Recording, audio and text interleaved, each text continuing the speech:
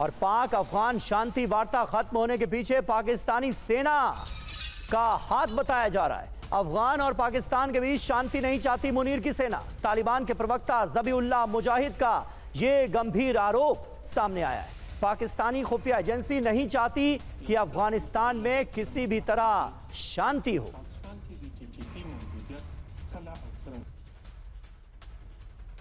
तो क्या अफगान से युद्ध चाहते हैं मुनीर? तालिबान के प्रवक्ता ज़बीउल्लाह मुजाहिद का यह बड़ा आरोप सामने आया है। पाकिस्तानी सेना का एक गुट अफगानिस्तान पाकिस्तान में शांति नहीं चाहता।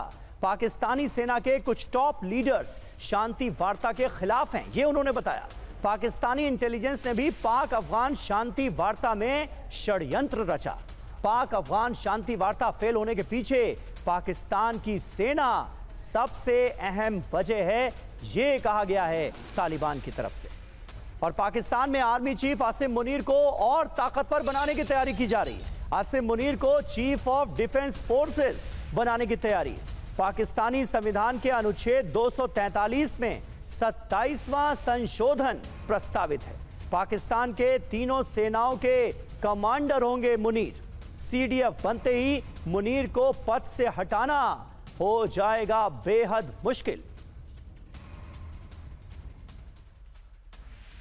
तो देखिए, अभी तो मुनीर की ताकत और बढ़ाने की तैयारी हो रही है। फील्ड मार्शल मुनीर को चीफ ऑफ डिफेंस फोर्स बनाने की तैयारी है। जनरल मुनीर के लिए नया पद बना रही है पाकिस्तान की सरकार।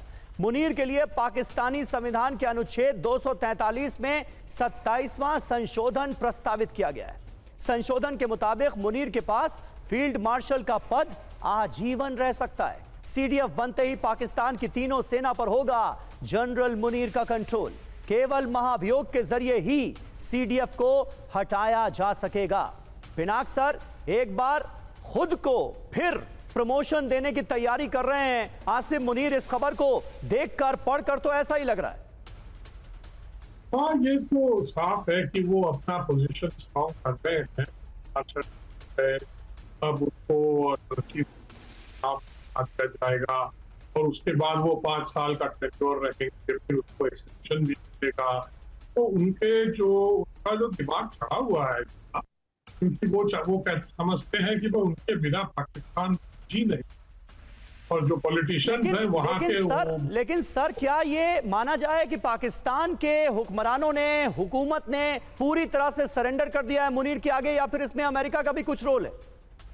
नहीं, वो तो लोग सब मिलजुल के हो रहा है। अमेरिका ने तो, ट्रंप ने तो मुनीर को बहुत मतलब सपोर्ट किया है कि भाई अब आपका प्रश्न ये भी हो सकता है कि अमेरिका क्या चाहता है। हमने सुना है कि अमेरिका बागराम एयरबेस वापस मांगता है।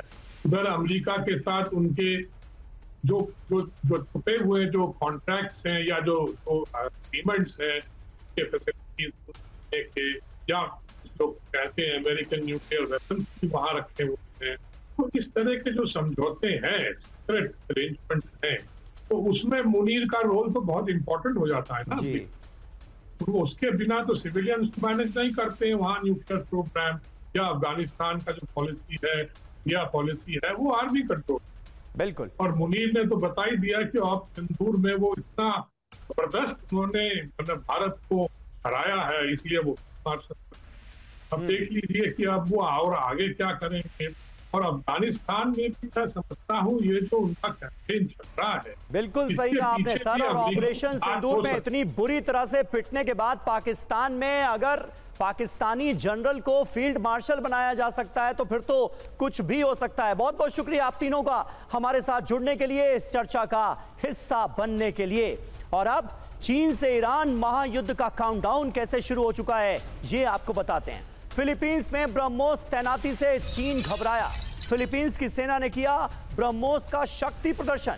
ब्रह्मोस मिसाइल की पहली बैटरी का प्रदर्शन किया गया है। मरीन कोर ने ब्रह्मोस मिसाइल का वीडियो शेयर किया है, ये देखिए। ब्रह्मोस से दक्षिण चीन सागर में चीन को मिलेगी तगड़ी चुनौती। और वहीं ताइवान को घेरने के लिए चीन की नई चाल सामने आई। ताइवान की सीमा के पास देखे गए चीन के विमान। ताइवान के पास पहुंचे 38 चीनी सैन्य विमान। पीएलए नेवी के 9 नौसैनिक जहाज भी ताइवान सीमा के पास पहुंचे। चीन की घुसपैठ के बाद अलर्ट पर ताइवान की सेना। और विनाशक हथियारों की होड़ में सबसे आगे चीन। एक साल में 100 नए परमाणु हथियार बना रहा है चीन।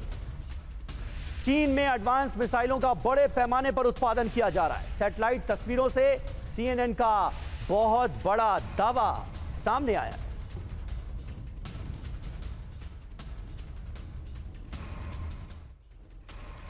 तो विनाशक हथियारों की होड़ में कैसे चीन आगे निकलता नजर आ रहा है, ये देखिए। एडवांस बैलिस्टिक मिसाइलों का बड़े पैमाने पर उत्पादन हो रहा है। PLA रॉकेट फोर्स की 136 फैसिलिटी में मिसाइल प्रोडक्शन चल रहा है। 60% से ज्यादा सुविधाओं में 2 मिलियन वर्ग मीटर नई इमारतों का निर्माण किया गया है। उत्तर पश्चिम चीन के शियान में हाइपरसोनिक मिसाइलों का नया लॉन्च सेंटर बना दिया गया है।